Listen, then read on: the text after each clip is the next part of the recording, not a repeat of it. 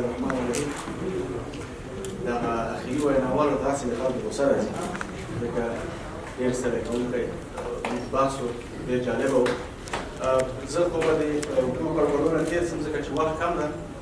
دا د افغانستان اقتصادي وضعیت خصوصا سیمه ییز کوم تحرکات دي د وروستیو کې په دې اړه باندې یو تحقیق کړی و.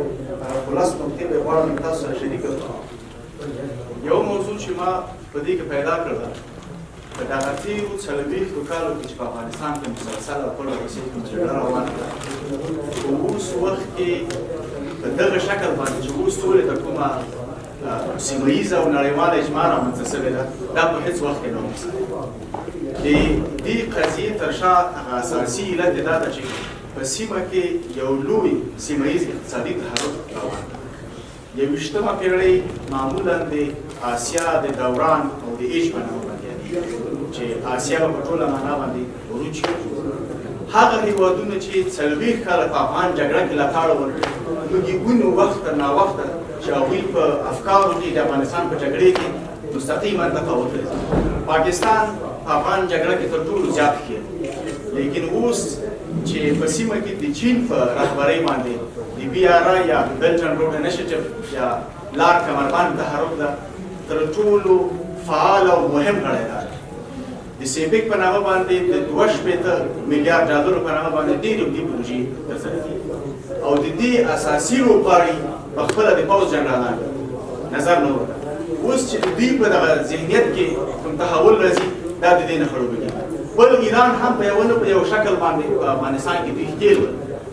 اوس د BRI تر چتر لاندې تقریبا دغه تېره میاشت دې راپور سره 400 میلیارډ ډالرو پانګونې قراردادونه دوی سره وشول چې دا به د زیربنا په برخه کې، د ترانسپورټي سیستم په برخه کې، د انرژۍ د تولید په برخه کې ده. همدا ډول په سنټرل ایشیا یا مرکزي اسیا چې موږ یادو ورته په دې کې دوی ورته عملاً همدا اوس د چاینا سنټرل ایشیا او ویسټ ایشیا اکانومي کوریډور غټ اقتصادي دهلیز چې دا د افغانستان په شمال اړخ کې پروت او چین له اروپا سره وصل. همدا ډول تاسو به د ازبکستان، تاجکستان، ترکمنستان له طالبانو سره به د دې کاته کتلي. چین عملاً طالبانو سره د سولې په اړه باندې مباحثات کوي، بحثونه کوي، د کاته کوي. روسیه چې په دغه تحرک کې لومړی دوی مخالفین نه وو، وروستیو کې دوی سره هم اقتصادي ګټې، سیاسي ګټې ورسره تفاوت وشولې، دا هم غږې شوي دي په دې برخه باندې. بله اساسي مسله دا ده چې د آسیا د پرمختګ د اقتصادي ودې مخه چې نیولې دغه 3 لیبلز چې دوی یادوي ورته، چې همدغه افراطیت ده، تروریزم ده او په ضمن کې بېلتونپالنه ده. افغانستان د ټولو دپاره ولې مهم ده چې باید دلته پکې سوله راسي؟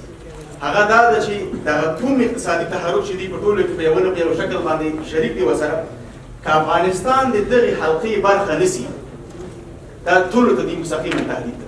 ځکه دغه 3 نقطې مخربې چې موږ ویلې افغانستان په مرکز باندې بدل شوی، دا هغه د خوشبینۍ برخه وه. یوه برخه چې زه فکر کوم چې هغه بدبیني ده او موږ نه پرېږدي چې دغې ارمان ته ورسېږو د اسیا، هغه اساسي مسله دا ده چې په دغه حلقه کې هند او امریکا ځان نه ویني. هند فکر کوي چې دغه کوم اقتصادي تحرک چې کېږي د دې لیډرشپ د چین په لاس کې ده او چین سره هند ستراتیژیک مشکل دی. هغه فکر کوي د دې برابرۍ سره دوی اقتصادي هوشمني کوي. همدا ډول امریکا هم ځان په دې حلقه کې نه ویني. دغه 6-8 هېوادونه چې په دې حلقه کې دي چې آسیا، افریقا، منځنی ختیځ، اروپا تقریبا شاملېږي، امریکا په دې حلقه کې نه ده. فکر کوي چې چین د دغه سیاسي تحولاتو له لارې نه غواړي چې خپله د اقتصادي تحرکاتو له لارې خپله هغه سیاسي هوشمني دلته قایم کړي. بل د افغانستان راتلونکي دپاره دغه نقطه ډېره مهمه ده چې افغانستان په داسې یوه جغرافیه کې واقع ده چې دا د چین یا د سیمې لپاره د ټولو اقتصادي او سیاسي دپاره د حل د موږ واخان اقتصادي کوریډور چې ده عملاً د سیپیک له جدي ناکامۍ سره مخامخ ده، ځکه چې هلته هندوستان د کشمیر مسله راپورته کړه. چین غوښتل چې خپل 80% نفت چې کوم انتقالات کوي د کالاما بندر د سویلي چین له طریق نه هلته امریکا مشکلات جوړ کړل. د ایشیا پاسفیک ویژن له دوی ته مستقیما بدیله سیپیک پیدا کړل، هند ته مالیات ورکړل. چین له چلنج سره مخامخ ده. افغانستان واقعا دوی لپاره یو واحده لار کېدلی شي چې هغه واخان اقتصادي کوریډور دا که موږ ورته وکړو مستقیما دا له مزار شریف سره بیا راځي، له کابل سره، پېښور سره وصل کېږي، د کشمیر مسله هېڅ تاثیر په دې باندې نشي کولی. دوهمه مسله دا چې د افغانستان دغه ستراتیژیک موقعیت د اروپا سره د اتصال لپاره دوی له اروپا نه ترکیې نه بیا ایران ته بیا داسې مرکزي اسیا په 4-5 هېوادونو باندې ځي.